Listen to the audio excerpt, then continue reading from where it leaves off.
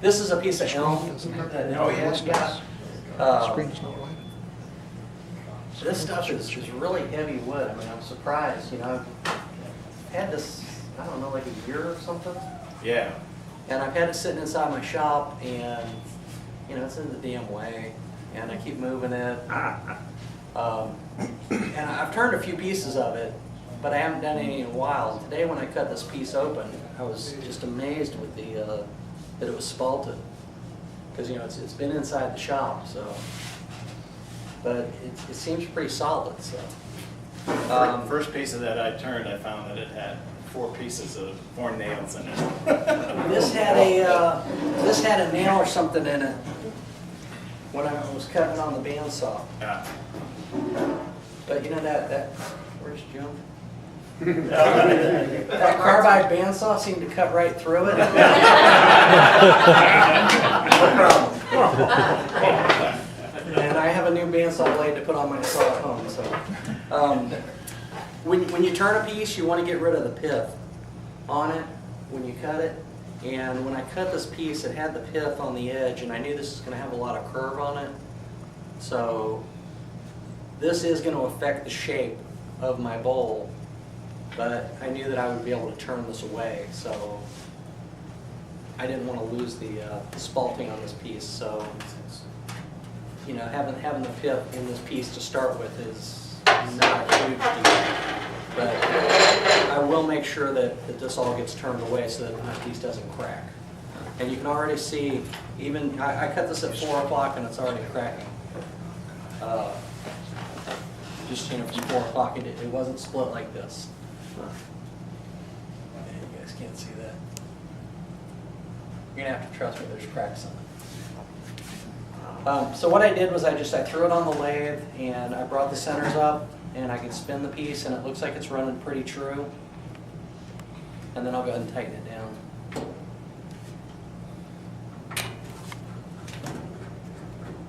And if I need to shift the piece any, I like to have it between centers loose, and I'll kind of spin it and look to see, just see what's going.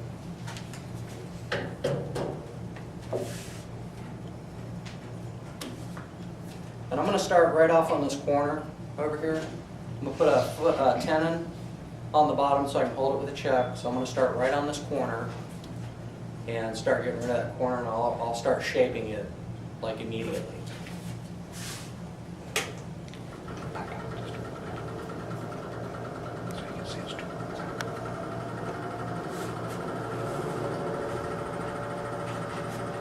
This is just, you know, my bowl gouge.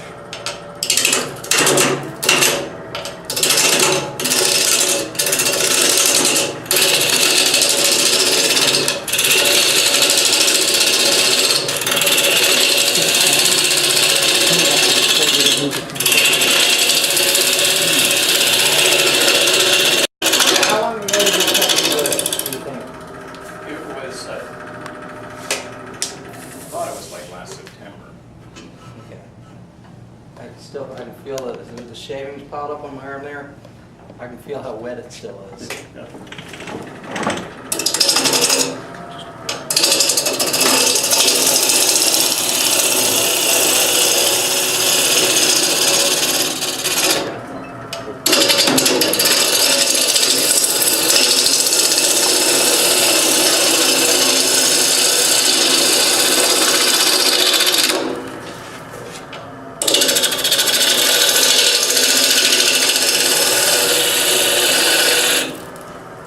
So normally I wouldn't stop at this point to look, but I want to see if the pith's gone. Ooh, still there.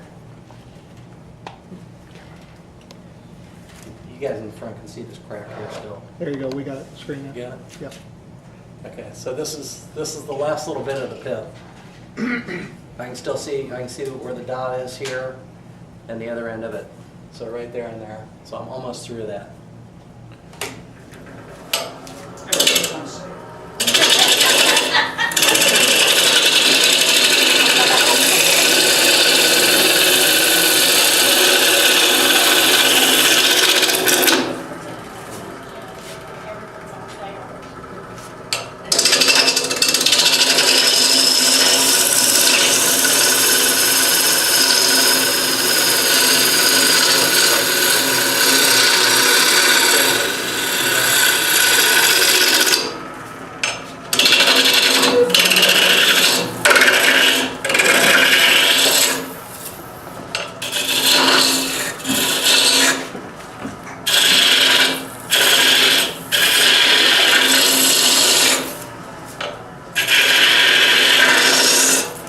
what I'm doing now is I'm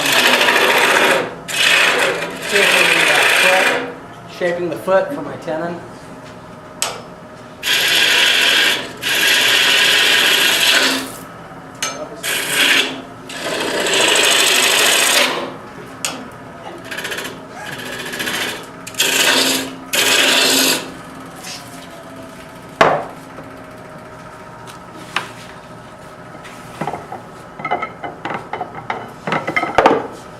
Have you guys used these easy wood tools? Easy Yeah. enough?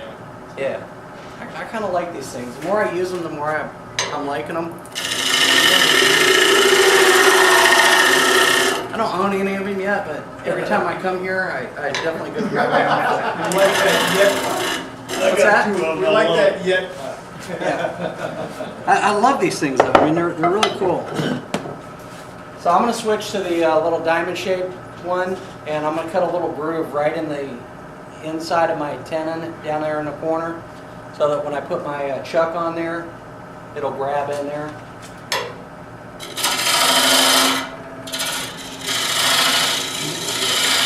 And that also gives me a flat spot on the bottom.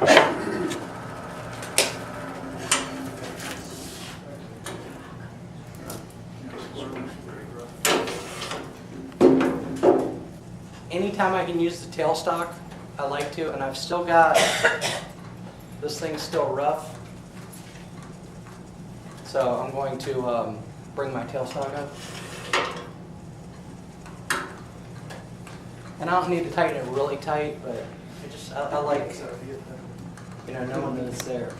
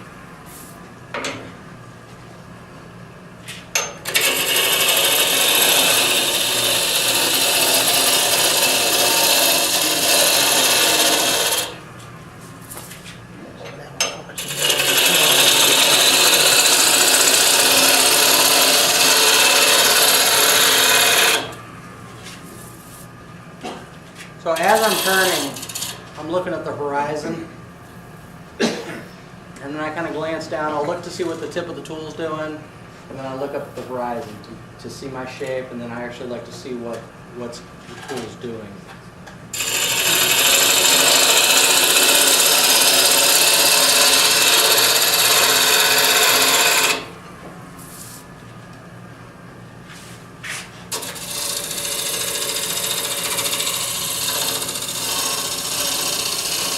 Emory, I may have missed it, helping Lee with the camera. Did you define the Calabash Bowl when you started? I did. You did? Yeah. Well, I don't listen to you, so that explains that. Sorry. Basically, the calabash actually is a gourd. So that's where they get that round So shape it's the from. shape, They it's would not- cut it, Okay. yeah. And then, That. Okay. That's a Calabash. Sorry. yeah. And typically they have a round bottom on them. And, curved inside so that you can carry stuff with it. They use them in Hawaii, and they get passed down. It's an heirloom item. The more beat up and cracked and repaired the things are, the more they're worth. I got some expensive stuff or something now. And Hawaii is because you set it on the sand. Yep. You don't need a, Yeah, okay. So I'm only going to shape about this much of this piece because it's going to end up with a rounded bottom. And I'll shape the bottom portion of it once I turn it around. So you'll see me do this often. I'll put my hand on this thing, and I want to feel the shape. I want a nice fair curve on this thing. Couple of nice new pens to get you that. Right.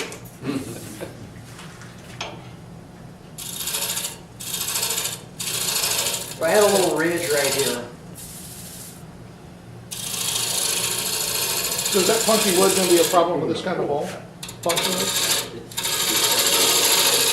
You know, the kids were all excited when I told them what I was making tonight. They're like, oh, make 4 of them. I was like, no, I don't have enough time for that tonight. Tonight's dinner.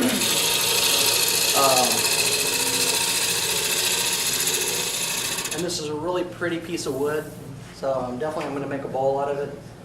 But with the spalting in it, I'm not sure that I want to eat out of this stuff. We don't finish on it.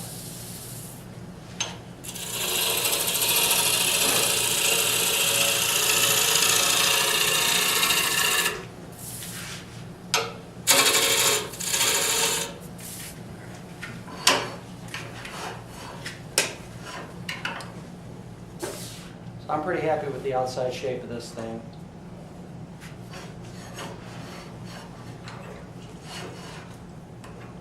We'll go ahead and hollow it out, start hollowing it. And I'm only running this thing about 800 RPMs. So you don't have to turn it real fast. So you guys saw my last demo where we were doing the spindle turning. We had it running, pretty fast. This is like the exact opposite of that.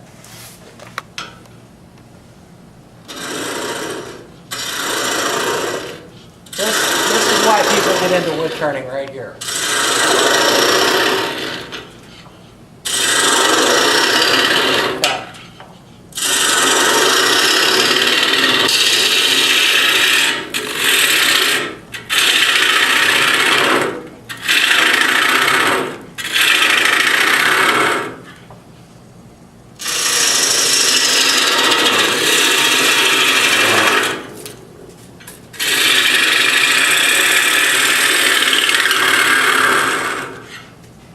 I'm going to pull this lathe a little bit this way.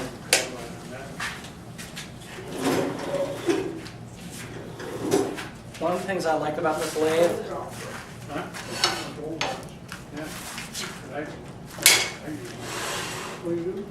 you can slide the headstock.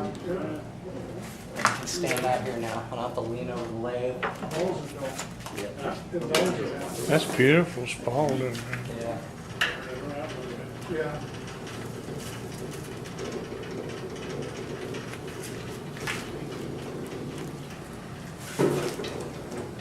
He's still on the wheels, load the sand.